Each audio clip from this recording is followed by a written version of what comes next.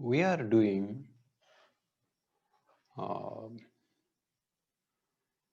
post-structuralism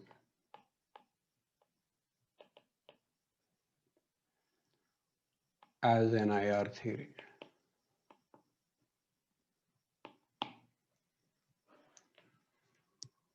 Post-structuralism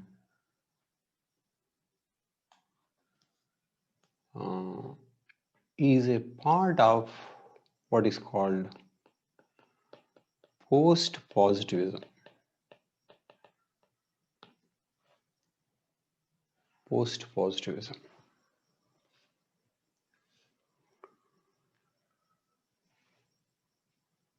What is positivism and what is meant by post-positivism?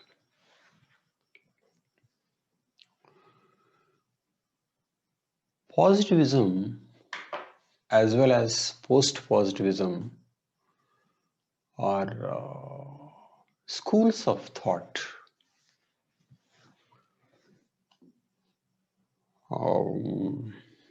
regarding how to study a phenomena. How to study a phenomena. Positivism says that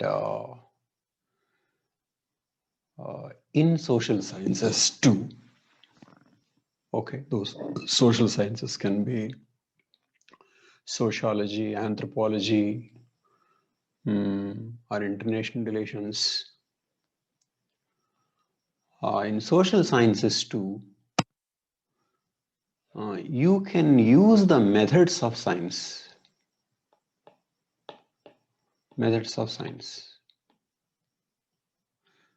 can be used in social sciences also.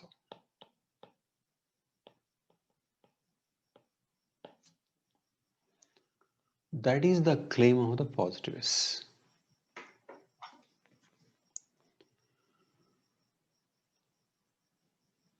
Okay. But what are the methods of science?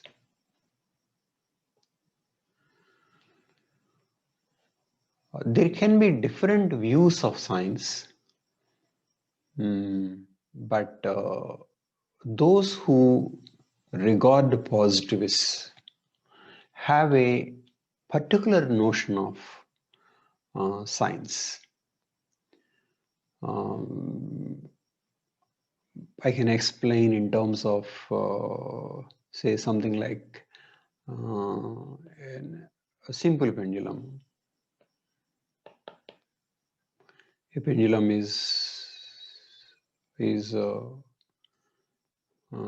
moving like this, and you make an experiment here. Okay, the scientist is observing. Scientist is observing this. What is understood, assumed in this is that the scientist is an observer and the experiment is the observed. This observer is regarded as separate from the observed, as a separate, and so he is unbiased, objective,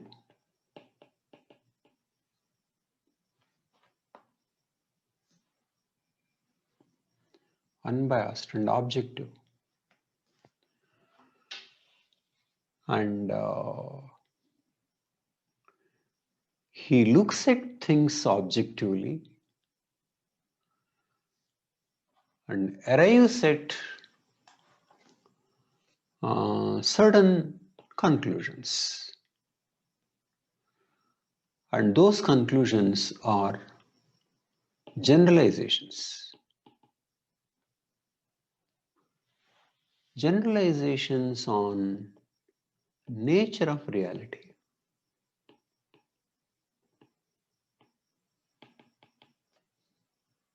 Nature of reality.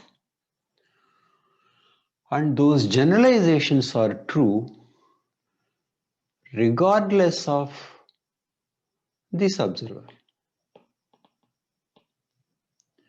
So instead of A,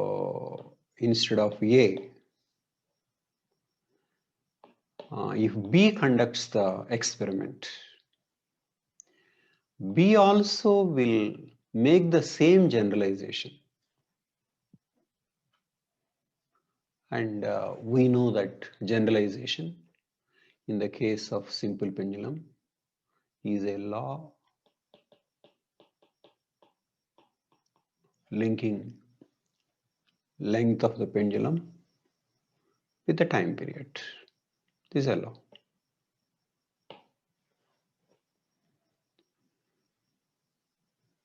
So in this law, this law is a generalization, and these are measurable. L is measurable. Finally, T is measurable. Okay. So observable, measurable, objective, generalization, and finally a law.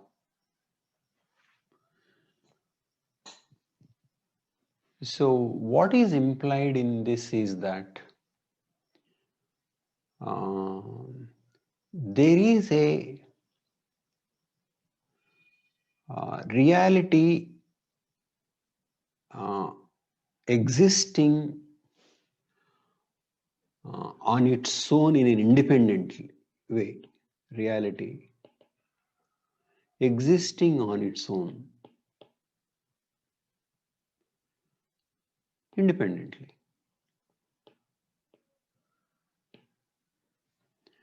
And a scientist is deciphering the reality objectively, and then he is getting the truth. So scientist deciphers and gets the truth. Okay.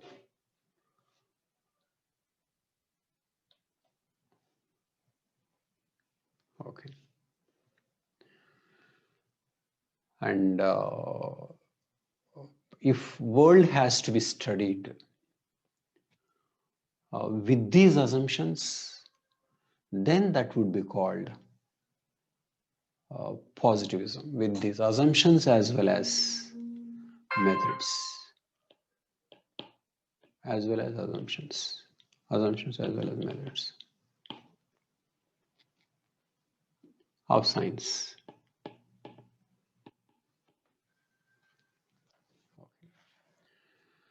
But there are some people who reject these methods. They are called post-positivists.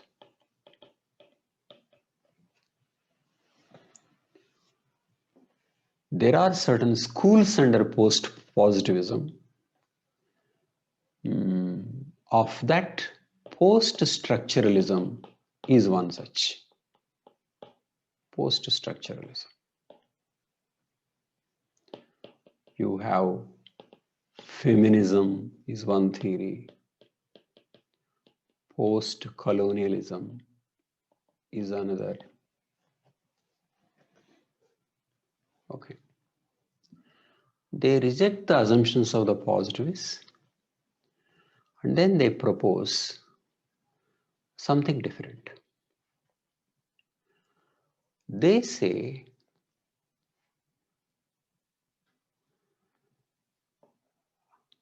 observer and observed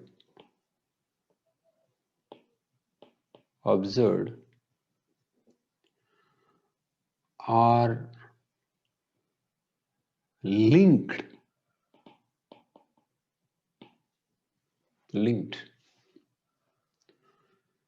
There is no clear separation. The observer observes in a way that he is not free from his nature. So, there cannot be any objectivity in observation. No objectivity. Because the world is not really separated from the observer. So, observer looks at a phenomena with himself being present, and so he develops a particular way. He develops a kind of a construct.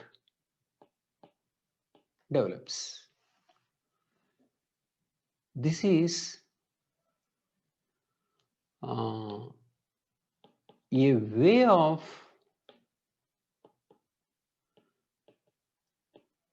looking at things.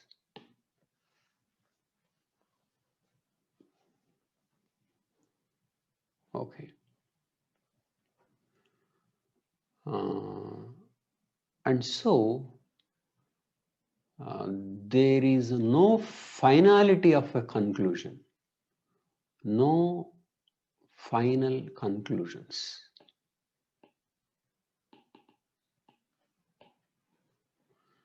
No objective truths. Okay. So postmodernism is opposing the methods and assumptions of positivism. But of course, post-positivists are saying that this is how we disagree with the methods of science, and they are giving a particular view of science. But what is a science? And what is a scientific method?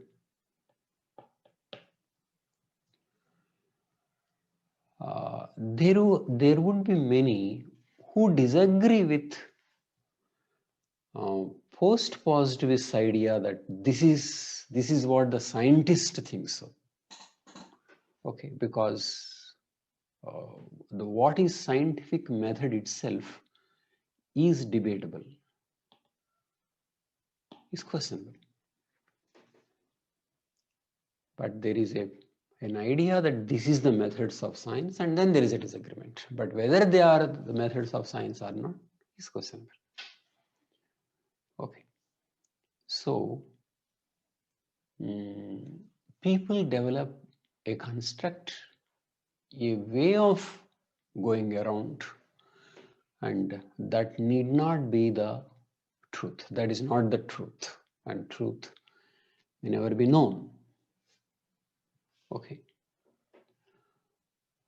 So these things are said in certain ways. Let us look at this.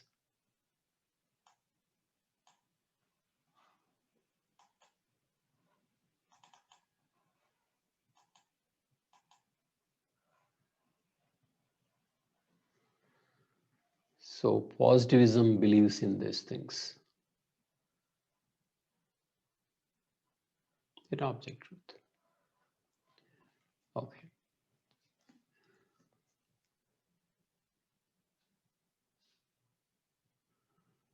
And post-positivism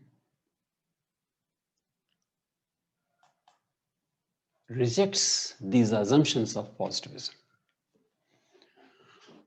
Number one,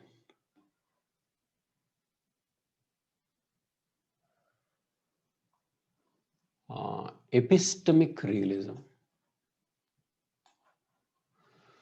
the view that there is an external world,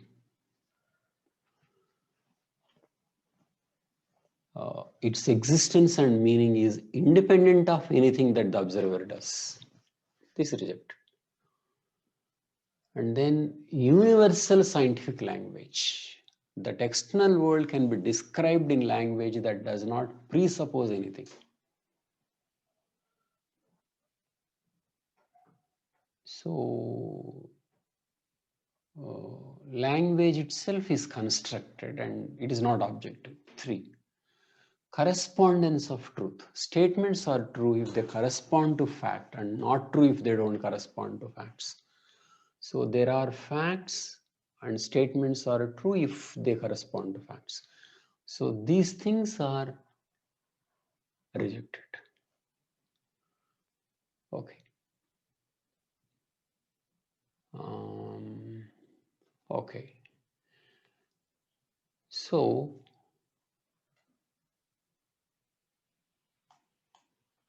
if what is found is not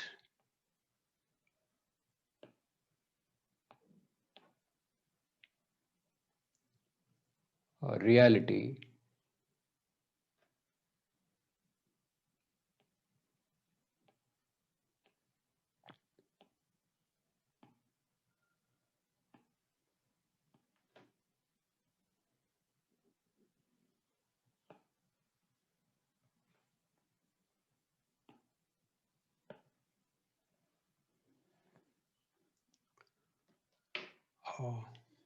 how is this understood then?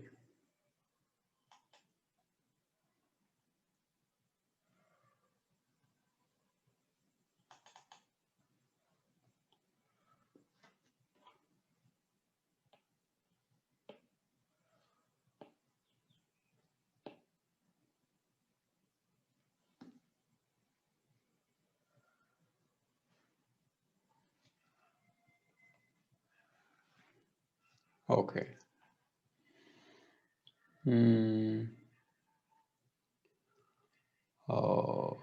If it is not objective truth, then finally how perceived and how concluded and why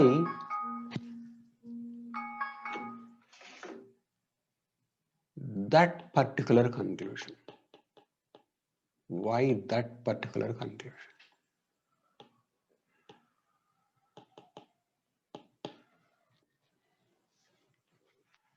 Okay. Post-positivists in international relations say that that if a particular conclusion is made,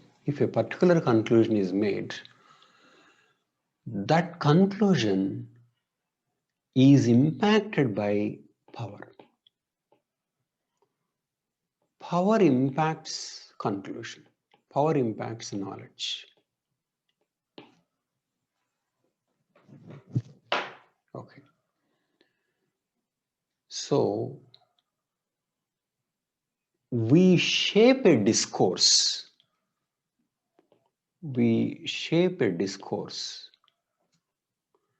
Using power.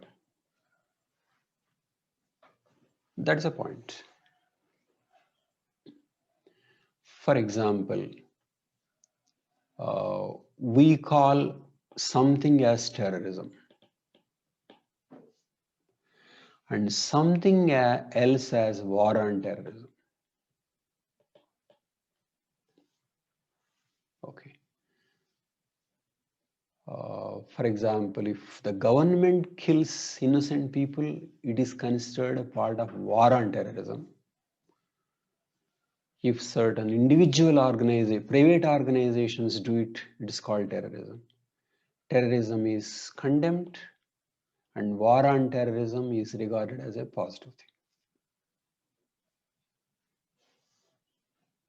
Okay. Why is terrorism condemned and war? This narrative, this discourse will be related to some other concepts like maybe sovereignty of a nation, whatever. So certain words are created, certain terms are created, and using those terms in a particular way, a discourse is managed. So, which means that a world, in this understanding, world or reality is not simply studied, but rather created. It is not simply studied, it is rather created. So something is war on terrorism, so this is a good thing. A lot of violence can be committed. But no, the zero tolerance to terrorism. So you create certain words, you create a particular discourse, and in this way, you shape the reality. You shape the world.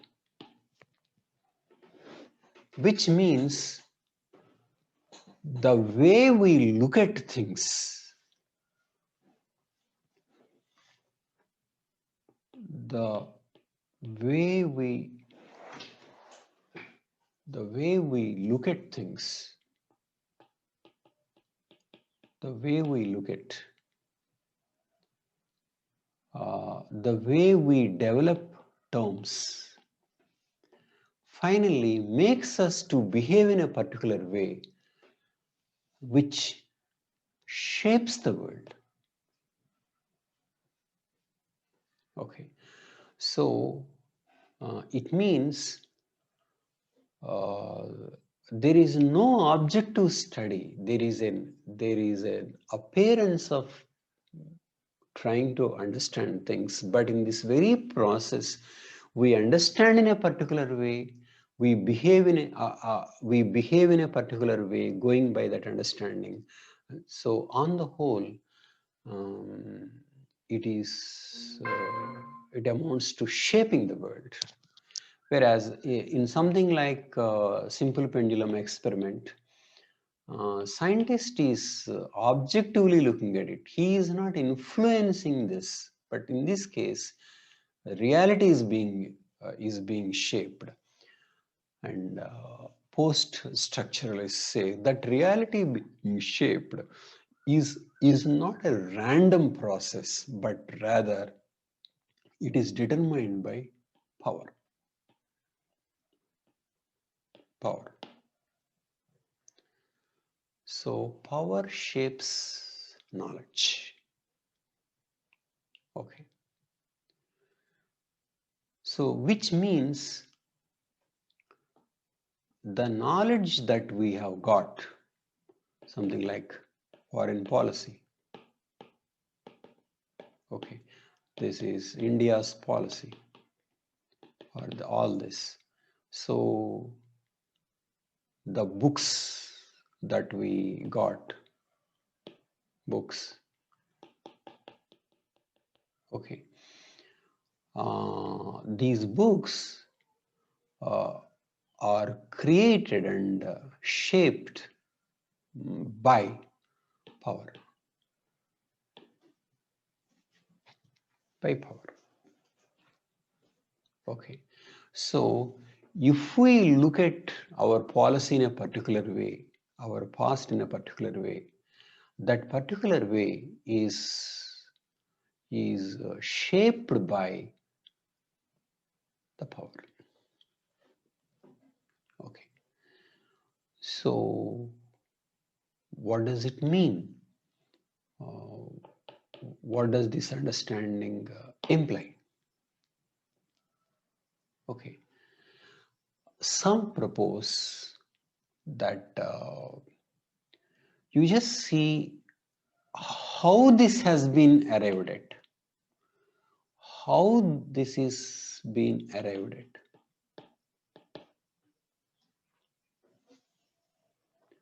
This is called deconstruction, for example, by one thinker, Derrida. Deconstruction. Deconstruct means a particular narrative has been constructed in a particular way, now deconstruct, which means trace back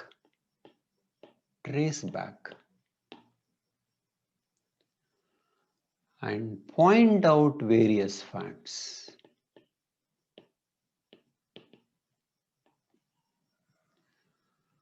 And point out how these facts could have been looked at differently.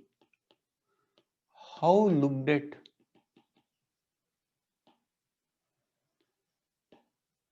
How it could have been looked at differently. How a different narrative is possible. A different narrative is possible.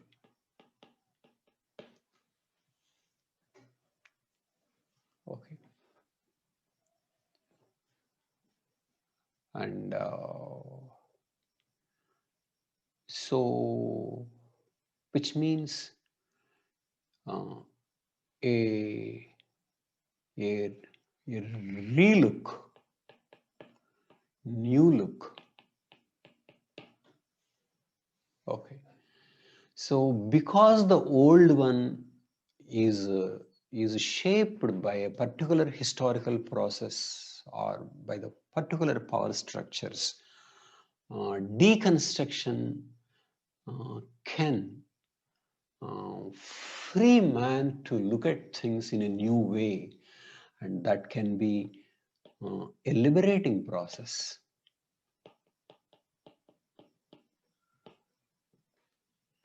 Okay, so it is not that post-structuralism is simply critical of the existing, and then it simply says it's all a story, but rather it asks us to explore and find a new narrative, and that can be more suitable. It leads to fundamental new look. Let us see what others have said on this.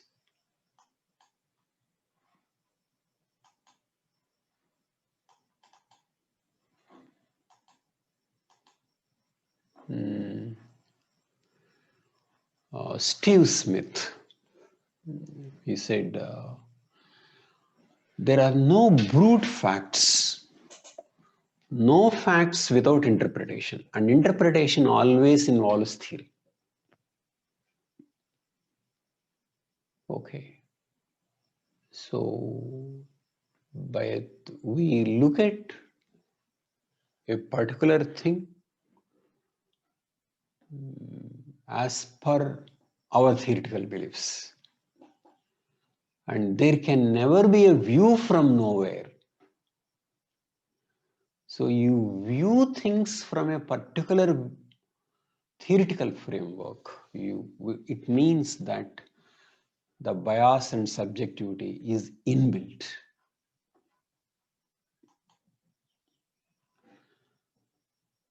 And how knowledge is not neutral? Steve Smith says, Defining common sense is therefore the ultimate act of political power. So what you think is common sense is made to be like common sense because of it's already shaped. So all power requires knowledge, and all knowledge relies on and reinforces existing power relations. Thus, there is no such thing as truth existing outside of power. Okay, so power shapes knowledge. And another statement by Robert Cox: theory is always for someone and for some purpose. There cannot be anything neutral about theory.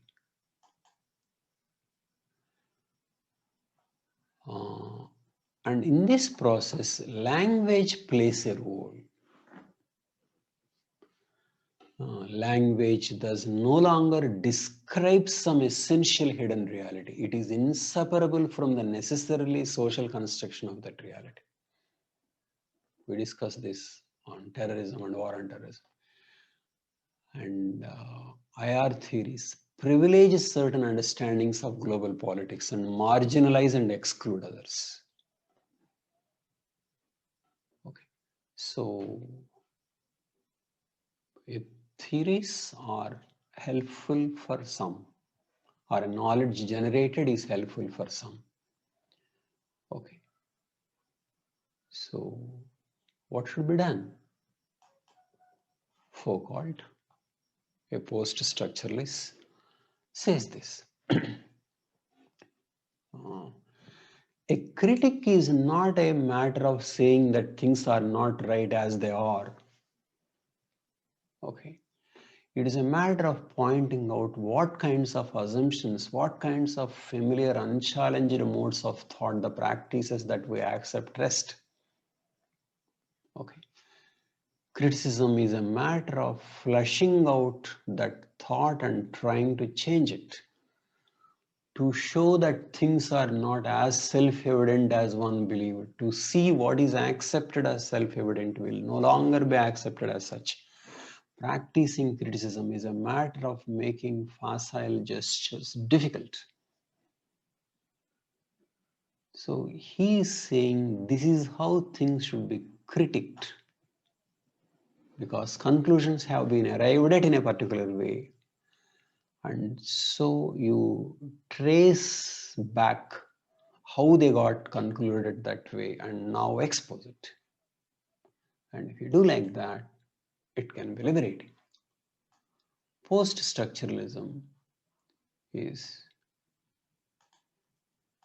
an emphatically a political perspective, but it is one which refuses to privilege any partisan political line, for it equates such privileging with the grand universal claims for unity and truth in modern theory. It is in the act of not privileging that it offers emancipation and liberation. So the idea is that there is no one view. There is no one view, which means that different perspectives are possible, and the possibility of different perspectives is the source of freedom. Okay, so we will look at what it means to narratives on foreign policy.